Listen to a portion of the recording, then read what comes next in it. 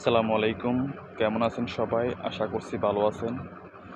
তো এখানে যে গাড়িটি দেখতে পাচ্ছেন ট্রাকের উপর, মূলত হচ্ছে এই গাড়িটি এখানে কি জন্য তোলা হয়েছে আপনারা হয়তো অনেকেই জানেন না। তো এটা হচ্ছে দুবাইতে।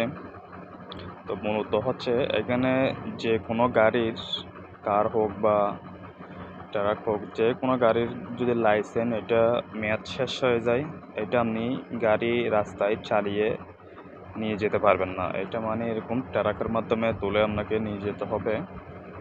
তো যার কারণে এই গাড়িটির পিছনে দেখেন এখানে নাম্বার প্লেট ছিল। ওই নাম্বার প্লেটটা খুলে ফেলা হয়েছে অলরেডি। কারণ হচ্ছে এটা হচ্ছে এখানে মুলকিয়া বলা হয় দুবাইতে। মুলকিয়া মানে হচ্ছে লাইসেন্স রেনু। তো এইটা লাইসেন্স রেনু করার জন্য মূলত নিয়ে যাওয়া হবে। সেজন্য এই গাড়িটি ট্রাকের উপর তোলা হয়েছে।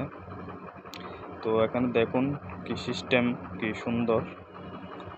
তো এখানে হচ্ছে প্রত্যেকটা গাড়ি এরকমভাবে নিয়ে যেতে হবে। যখন আপনার গাড়ির লাইসেন্সের মেয়াদ শেষ হয়ে যাবে, এখানে প্রতি বছর আপনার লাইসেন্স রিনিউ করতে হয়।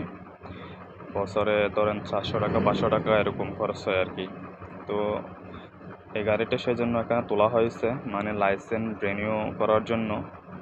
এবং কোনো প্রকার গাড়ি যদি একটু পুরাতন হয়ে যায়, এটা লাইসেন্স রিনিউ করার সময় আবার রঙও করতে হবে। এখানে আপনার হচ্ছে পুরাতন গাড়ি, তারপর যে কোনো ভাঙাচোরা গাড়ি এখানে চালার কোনো অ্যালাউ নেই। এখানে সবগুলো এরকম ফ্রেশ গাড়ি মানে চালাতে পারবেন আপনি। পুরাতন গাড়ি আপনি রাস্তায় চালালে এখানে ফাইন মারবে।